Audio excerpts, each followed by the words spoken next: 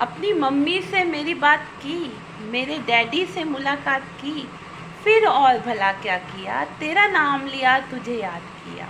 मुझे तुमसे है कितने गिले, तुम कितने दिन बाद मिले।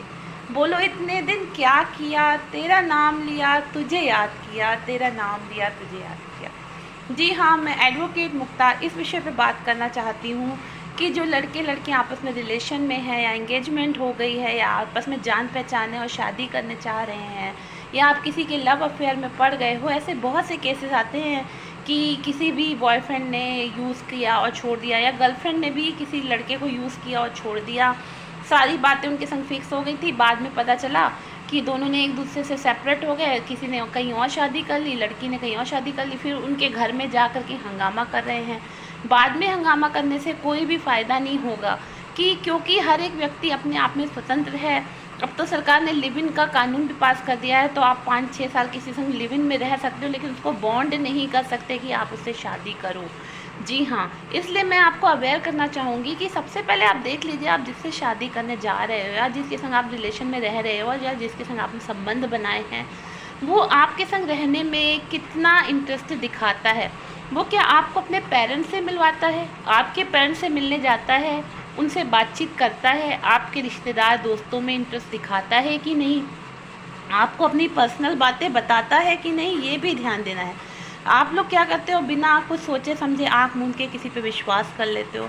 अरे जानवर भी अपने साथ के किसी को अट्रैक्ट करने के लिए और अट्रैक्शन के लिए गाना गा लेते हैं या किसी को अट्रैक्ट करने के लिए तरह तरह की गतिविधियां करते हैं ताकि मेरा पार्टनर मुझसे अट्रैक्ट हो जाए और संबंध बना लिए जाएं। तो मनुष्य के अंदर ये तीक्ष्ण इच्छा होती है या किसी भी व्यक्ति के अंदर वो संबंध बनाने के लिए, अपना स्वार्थ पूरा करने के लिए किसी व्यक्ति को कुछ समय के लिए साथ रख सकता है या अपना यूज़ कर सकता है। जैसे कहते हैं ना, डोरमेट की तरह यूज़ किया या टिश्यू पेपर की तरह यूज़ किया और छोड़ दिया। लेकिन आपको इधर से समझना पड़ेगा कि जो व्यक्ति आपके साथ जुड़ा है, आप कहते हो किसी ने मेरे को धोखा दिया, किसी ने डिच किया, तो आपको ये देखना पड़ेगा कि आप अगर ये चोरी छुपे वाले संबंध की हम लाख छुपाएं प्यार मगर दुनिया को पता चल जाएगा, लेकिन छुप छुप के मिलने से मिलने का मजा तो आएगा, तो ये चोरी छुपने वाले संबंध ज़्यादा देर तक चलते नहीं हैं। क्यों किसी से चोरी करना, आपको देखना है जो जिस व्यक्ति से आप 2-4-5 साल तक रह रहे हो, भले ही आप पेरेंट्स से अलग रहो, सबसे अलग रहो, लेकिन ये देखो कि क्या वो अपने माँ बाप से आपको मिलवाता है, अपने दोस्तों के सामने उसे ले जाने में आपको शर्म तो नहीं आती। ये तो नहीं उसने टाइम पास के लिए या अभी उनके पास कोई नहीं है, खाली है, तो आपका यूज़ करना चाहा है और शादी वो आपसे करना चाहते नहीं हैं, बस टाइम पास के लिए आपको यूज़ कर रहे हैं या किसी फोर्स की वजह से या आपके किसी लालच की वजह से आपको यूज़ कर रहे हैं। कई बार ये होता है, लड़की बड़ी पैसे वाली होती है तो लड़का उससे दोस्ती बना लेता है। अगर लड़का स्मार्ट है तो दोस्ती बना लेता है कि इसके पैसे का मैं यूज़ करूँगी या यूज़ करूँगा।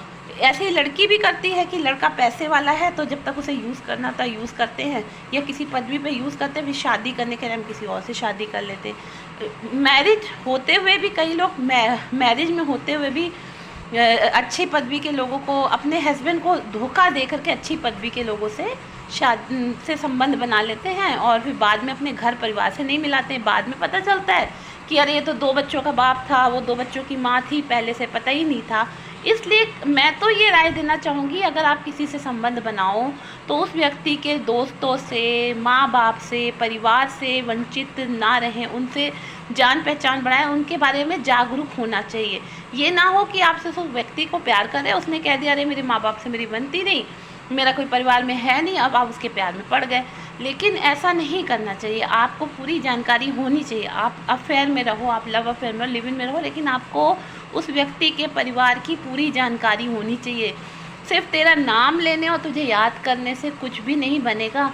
फिर बाद में ये कोर्ट केसेस बनते हैं, फिर जो भी विक्टिम होता है वो तो छूट जाता है और जो उसको एलिगेशंस लगाता है उसके हाथ में कुछ भी नहीं रहता। क्योंकि हमारे देश का कानून ये कहता है कि आप शादी से पहले लिव इन में भी रह सकते हो, आप लव अफेयर में भी रह सकते हो। हाँ, उसके बाद भी अगर आप किसी और से शादी करना चाहते हो तो इसके लिए कोई बाउंडेशन नहीं है कि आपको उसी व्यक्ति से शादी करनी पड़ेगी जो लिव इन में रह रहा हो। आप किसी से भी शादी कर सकते हो। शादी करने के बाद तो बाउंडेशन है, लेकिन शादी करने से पहले कोई बाउंडेशन नहीं।